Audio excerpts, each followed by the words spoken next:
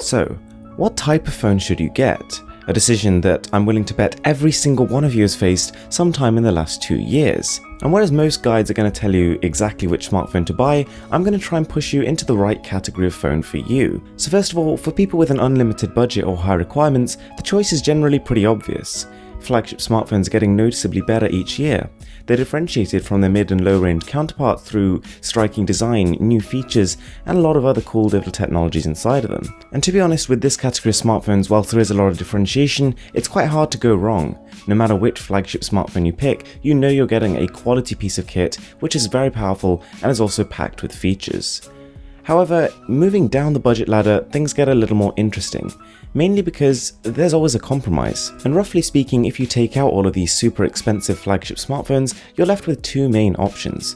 You can either buy a scaled down phone from an established brand, or import a phone from a less known brand. And to represent these two categories, I'm going to use the Moto G5 Plus and the Umi Plus E, and you'll start to see why these show the differences between the two categories very well indeed. Now before we jump right into the comparison, there's a fundamental difference between these two types of phone: purpose. On one hand, we've got imported phones. For $200 to $250, you can get yourself just about any smartphone manufactured by these lesser known brands.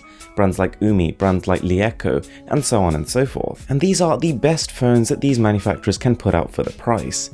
They completely fill out the spec sheet, and there's little margin for the manufacturer. And then we have the Moto G5 Plus, which is clearly built to be an outstanding value budget phone, but there's a difference. These manufacturers who are well established also make luxury smartphones, and so making the G5 just as good would mean sabotaging the sales of their more expensive and more profitable units. So to be honest, picking this phone up for the first time, you'll almost instantly notice the ways in which it's been crippled on purpose. But does that mean these budget phones from established brands are less good value?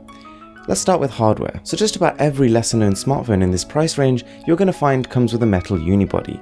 These are made to be imitating flagships without the flagship price, and that doesn't actually come with too many compromises in terms of the way it feels. Moving over to the G5 Plus, you can see that whilst it's not a particularly controversial smartphone, it's also very uninspired in terms of its design.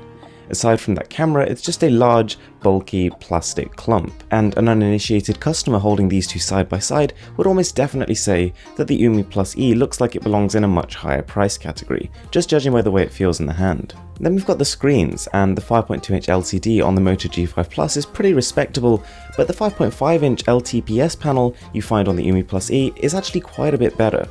Whilst it does have the same amount of pixels and it's stretched over a slightly larger area, making it a little bit less sharp, that's not really noticeable.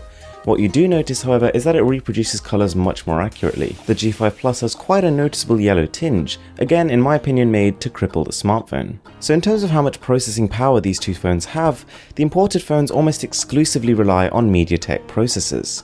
And the purpose of these components is to really fill out the spec sheet without really costing too much. So going down the MediaTek path, you can find yourself with an octa-core smartphone for something like $50, but that does not mean it's as good as an equivalent octa-core phone from an established brand. Just look at the way these two phones are marketed. The Umi Plus E, like a lot of its imported brothers, tends to be found by savvy consumers who've searched for them. And because of this, these are the kind of people who are generally going to care about what specs the phone actually has, as opposed to the end user experience, which judging by the Moto G5 Plus's marketing, you can tell seems to be the focus here. The G5 Plus, generally speaking, is going to be purchased by people who are a little bit less interested in the technology itself and more what it does for them. It's even got a little chart on the side which kind of summarizes the specifications in terms of what they mean for camera quality and performance. In the end, the Moto G5 Plus is going to be judged based on how fast the end experience is.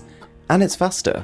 It's a good 10 to 15% higher in terms of benchmarks than the Plus E, and the specification sheet is far more balanced. It pairs a Snapdragon 625 with 3GB of RAM, whereas the Plus E has a huge 6GB of RAM, which is not at all being entirely used. The G5 Plus can open applications about 20% faster.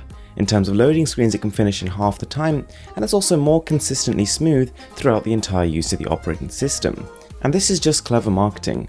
Looking on the surface of the two spec sheets, you would instantly think that the Plus E has the advantage in terms of speed. Both of them have an octa-core processor, and this has 6GB of RAM, but that just isn't the case. On top of that, the Plus E also has a few issues with app compatibility due to its lesser known chipset. And if you want to game, whilst you do get a bigger, better screen on the Plus E, in every other area in terms of the consistency and the smoothness of gameplay, the G5 Plus absolutely obliterates the smartphone. On top of that, with the less established phones, whilst you might get 1 or 2 updates here or there, you'll tend to be stuck on Android 6.0 or earlier. Whereas with the G5 Plus, because these phones are tied to brands which have a little bit more weight to them, they also have a reputation to upkeep. You will generally speaking get a more up-to-date version of Android, as well as a few updates to keep you up to date in the future. Unfortunately, a similar story repeats itself when it comes to the camera. On paper on the Umi Plus E, we've got a fantastic specification, 13 megapixels and capable of 4K video, which, considering its $200 price point, sounds pretty special. And it's not a bad effort. It's got a fast shutter time, you generally get nice blur-free clear photos, but they lack vibrancy, they lack anything about them that really makes them stand out, and the 4K video really doesn't even look like 4K video. The G5 Plus on the other hand, like a lot of established brands, will have a slightly less competitive looking spec sheet in terms of its camera, but the images you produce, while it's not exclusively better than the less established brands tend to be. The G5 Plus is an example of a smartphone that absolutely blows it out the water, with more vibrant colours, better low light capability, and a 1080p video that looks better than the other camera's 4K. So what's the conclusion of all this? Where is it all headed? Well, these no-brand smartphones, they've been around for 6 to 7 years now. They've been slowly but surely gaining in popularity. However, I think the value proposition that they could offer peaked around a year and a half ago. Right now, the balance seems to be shifting back to established brands. Even though they have an incentive to cripple their own budget phones and they earn a higher margin through them, you still generally speaking get a better experience.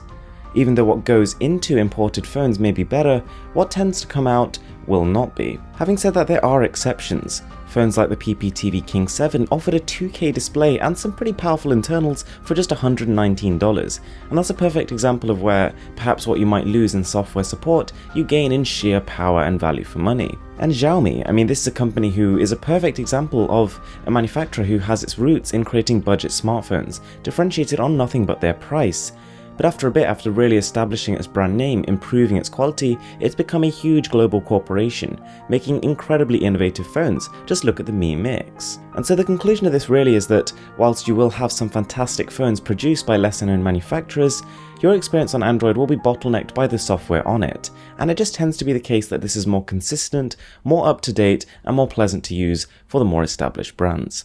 So guys, thanks a lot for watching, it really means a lot to me. If you did enjoy the video, be sure to hit that subscribe button, that would really help me out. And with that being said, I'm Mr. Who's the Boss, and I'm signing out.